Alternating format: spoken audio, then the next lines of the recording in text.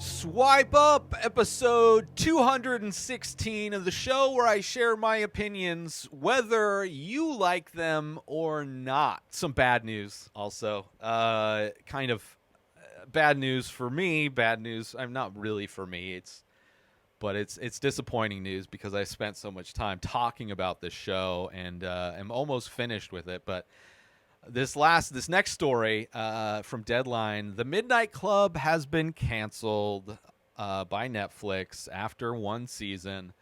I am one episode away from completing my episode by episode recap of The Midnight Club, a show that I enjoy, but I kind of understand why it didn't catch on necessarily. It's definitely doing a lot of things, right? It's kind of an anthology show, but also kind of not. It's a YA show where the overall umbrella story that's being told with Alanka and the Paragon and these rituals and Brightcliff is kind of one, it brings up and is so related to what a big portion of our society was like during the pandemic, is still like this confirmation bias that Alanka has, just assuming and having faith in the fact that this ritual that she's uncovered is the answer to curing herself and curing the other people, despite no proof of that and constantly being proven wrong.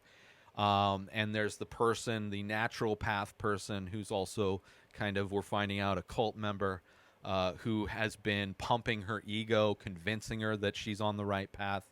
And it's kind of a bummer. It's kind of a bummer that our main character is going down this path that is so related to so many people that I'm sure have been cut out of other people's lives, right? Family members that have gone down the ivermectin rabbit hole, that have chosen to listen to stand-up comedians like Joe Rogan's medical advice. Joe Rogan, who books the guests on his show and chose scientists that will back up his assumptions of things. A guy who profits and owns a supplement company.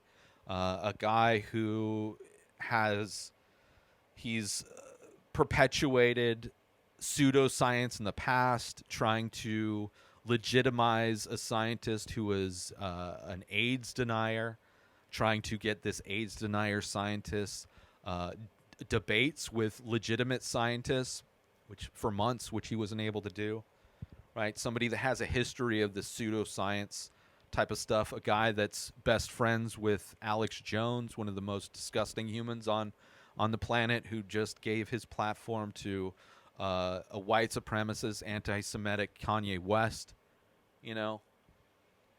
right? There's a lot of things in our life that we've had to cut out of our life that have this confirmation bias, that have this like faith in this pseudoscience, and to have that in somebody, in our main character of a show, is kind of tough. It's kind of tough. Despite the fact that Alanka means well. She wants to heal her friends who all have, terminal diseases.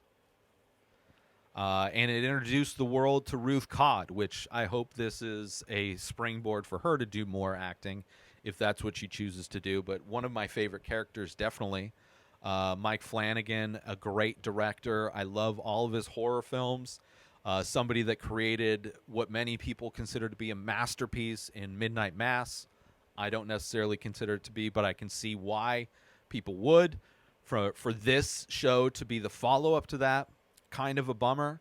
But also this show, like I said, it's trying to be an anthology series, right? All these kids get together at midnight and tell stories. And while they're telling these stories, they're acted out by the actors of the show. So it's like, there's stories within the story. Each episode has a unique story told by the kids. And it had the overarching story that is the thing that ties this anthology together is interesting, but I think it suffers from the fact that it's trying to be. It's a really interesting way to do an anthology series, but the stories aren't, like, some of them are better than others, and the stories that are told illuminate aspects of the character that's telling the story, which is a very interesting thing. All of the stories are based on books that were written by the same guy that wrote The Midnight Club that the show is based on. So it's like structurally the ideas that they used to create the show are amazing. But at the same time, I was excited to see where the show went. It wasn't like, I could see how it would be kind of difficult as a show because that overarching story kind of stalls a bit, right? It doesn't move very much. There's a bit of a cliffhanger at the end, like we're kind of see that, like, oh, there's definitely more to be mined from the history of Brightcliff with Dr. Stanton, with Julia Jane, with the good humor people, with the Paragon and all of those things. There's like a lot of questions that still need to be answered after the first season, which I feel like it didn't do enough to answer any questions throughout the first season, and that's probably why it didn't catch on, right? Which is a bummer. It's a bummer. I'm still a huge fan of Mike Flanagan. All of his movies are great. His shows are great.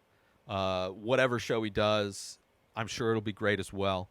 I just feel like maybe it was the idea was better than the execution, maybe. And Wednesday is amazing, right? That's a show that's great. I'm stoked for more seasons of it. And this one I enjoyed. I'm doing the episode-by-episode recap. I have one episode left, which is a bummer to get this news. It's like, well, all of these questions that I hoped to be answered in future seasons is not going to happen. The overall idea of the show, how it's like there's going to be like this revolving door of kids that come through. As kids die, new kids come in. It's going to be like this refillable thing where there's going to be this newness with each season. So the life of this show would have been fun and interesting to see, and maybe if given another season, it would have like caught on more. So it's a bummer to see that the Midnight Club is canceled. I enjoyed it, but it is what it is. The first time I've done a episode-by-episode recap of a show that's been canceled. Dave is still going. New season of Dave's coming out. Some point there's going to be another season of Ted Lasso.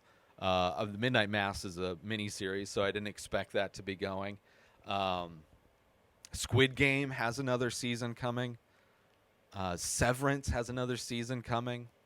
Some great shows that I've talked about. And this one was a fun one to do. But it'll be interesting to see what I do next. Because I don't know when a new season of the stuff I've already done, like Ted Lasso was supposed to have come out already. Hasn't come out. Third season. And I know Dave has started filming. I want to say Severance has started filming as well, but maybe not. Squid Game I don't think it's started, but in development still. I don't know. Good stuff, but a bummer with the Midnight Club. Most importantly, shout out to you. New episodes of The Ray Taylor Show come out every single day. Subscribe on YouTube and everywhere our podcasts are found. Binge the full week over at inspireddisorder.com/plus. Buy Ray Taylor Show merch over at inspireddisorder.com. Have a wonderful day, everybody. Peace out! Today is the day where you wake up and you realize that everything that you've been dreaming about, everything that you've been wanting, every goal and wish and hope that you've ever had can become real. Dreams can come true. What you manifest in your mind, you can bring to reality.